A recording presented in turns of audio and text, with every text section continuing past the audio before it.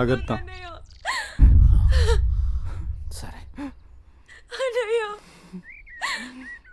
అన్నయ్య అన్నయ్య అన్నయ్య అన్నయ్య నన్ను వదిలేయొద్దు అన్నయ్య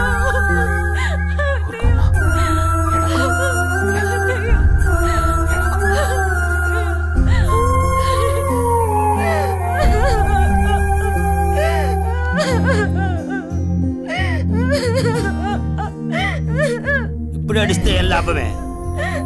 వాడిని గారాబంగా పెంచినప్పుడు, వాడు అడిగిందల్లా ఇచ్చినప్పుడు, చెడు తిరుగులు తిరుగుతున్నప్పుడు అప్పుడు ఆడవలసింది. ఉన్న ఒక్క కొడుకుని సరిగ్గా పెంచలేదని ఆడవలసింది.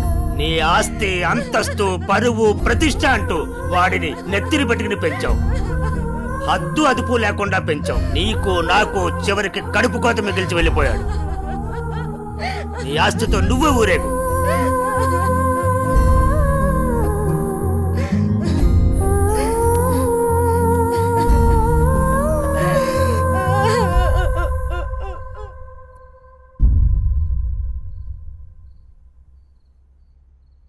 ఏమయ్యా, తాపీగా కూర్చుని బాధపడుతున్నావా? ఏనాడన్నా నీ కొడుకుని సక్రమంగా పెంచావా? నీ తిరుగుళ్ళకి, వ్యసనాలకి నా జీవితాన్ని ఎలాగో నాశనం చేసావు. నిన్ను చూసి వాడు కూడా చెడిపోయాడు. కడకి వాడే లేకుండా పోయాడు. ఏ ఏ చెయ్యి లేస్తుంది. ఇది ఈ పౌరుషం కొడుకు గాడి తప్పినప్పుడు ఉండాల్సింది. నా మీదే చెయ్యి లేస్తుంది. కాంతం ఎవరి దగ్గర లొంగేదే లేదు. అందరి ముందు నన్ను గయ్యాలి చేసావు కదయ్యా. గయ్యాలి కాక ఇంకేంటి? ఈ దెబ్బ ముందే పడుంటే ఇవాళ ఈ పరిస్థితి వచ్చుండేదే కాదు. చిచి, నీకు ఎంత చెప్పినా దండగే. నేను కూడా ఈ క్షణం నుంచి ఇల్లు వదిలేసి వెళ్ళిపోతున్నాను. నువ్వే ఊరేగు. నన్ను క్షమించండి. మీరు కూడా వదిలేసి వెళ్ళిపోతే నేను ఇంకెవరి కోసం బ్రతకాలండి? నేను క్షమించేదే లేదే. ఇవాళ వచ్చిందే బుద్ధి నీకు. ఆనాడే నీ కొడుకు నువ్వు నా మాట ఉంటే ఈ రోజు ఇలా జరుగుండేదే కాదు. మీరు కూడా అలా అంటే నేను ఎవరికి చెప్పుకోవాలండి? మీరే ఇంటి పట్టునుంటుంటే, మీరే అన్ని సక్రమంగా చూసుకుంటుంటే నేను ఇలా తయారయ్యేదన్నా. ఇప్పుడు నువ్వు నేను ఎంత ఏడ్చినా ఉపయోగం లేదు. బాధపడే ప్రయోజనం లేదు.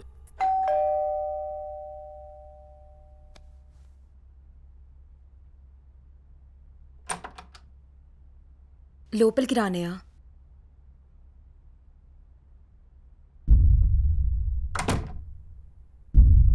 నానా, ఇప్పటి వరకు నేను చెప్పానే జే అన్నయ్య తినే. నమస్తే అండి. కూర్చో.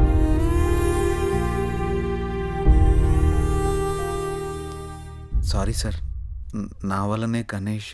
జై, ఈ విషయంలో నీ తప్పేం లేదు. జరిగిందంతా భార్గవి చెప్పింది. లేదు సార్, ఆ రోజు నా నిర్లక్ష్యమే ఈరోజు ఇంతమంది బాధకు కారణమైంది. విధిరాతనెవ్వరూ తప్పించలేరు. అయినా నువ్వున్నావుగా జై.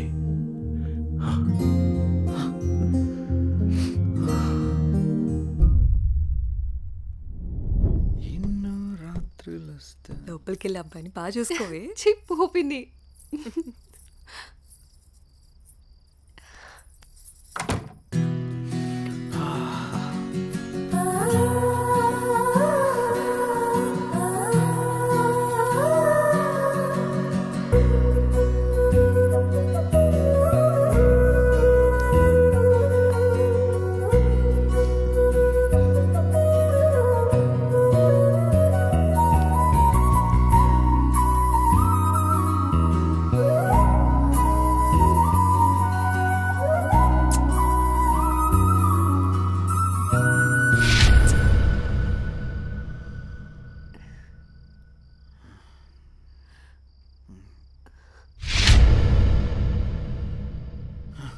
తప్పు చేస్తున్నావు జై.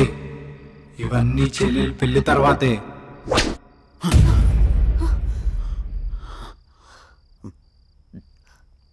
ఏమైంది జై? అనన్య, నాకు దీనికి కొంచెం టైం కావాలి. ఏమైనా ప్రాబ్లమా? నో ప్రాబ్లం ఏం లేదు. కొంచెం అర్థం చేసుకోవా ప్లీజ్? సరే. ఓహ్